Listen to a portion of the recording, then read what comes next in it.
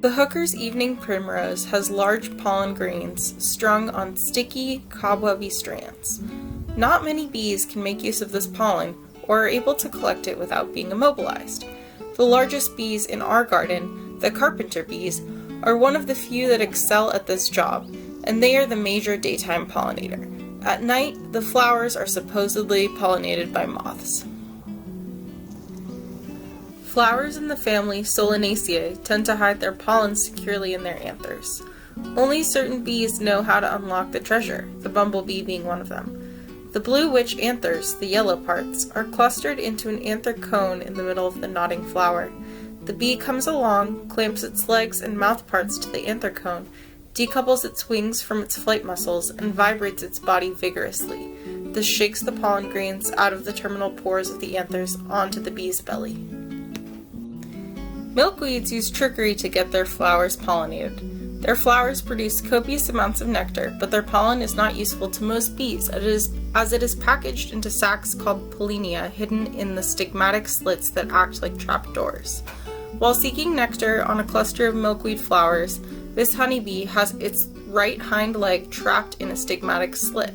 It struggles mightily to free itself and is fortunate to escape with life and limb intact. Oftentimes, the insect might pull the pair of pollinia from the stigmatic slit and transfer it to the next flower it visits, just what the milkweed has intended. For collecting pollen, female longhorn bees are equipped with special long hairs on their hind legs called scopae.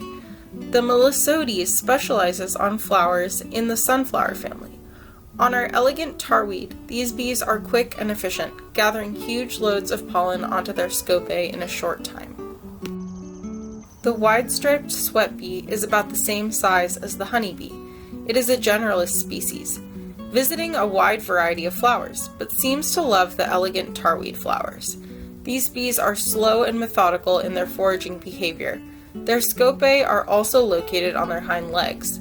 Note that in the sunflower family, what looks like a single flower is actually a flower head composed of numerous small flowers. During each stop, a bee can conveniently gather lots of pollen from many flowers.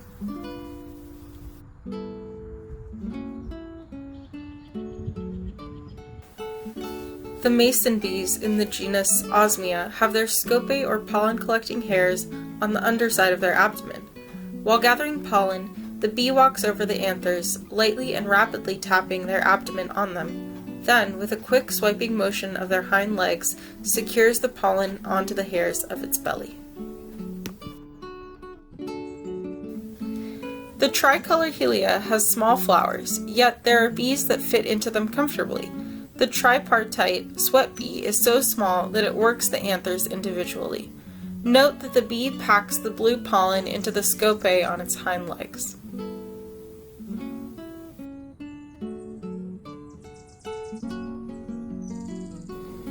The small tripartite sweat bee is one of the most common bees in our garden. Here one of them is collecting pollen from a Clarkia flower. Note that the bee uses its whole body for the job, curling its body around the anthers one at a time and scraping with its legs. The purplish pollen is packed with the scopae on its hind legs.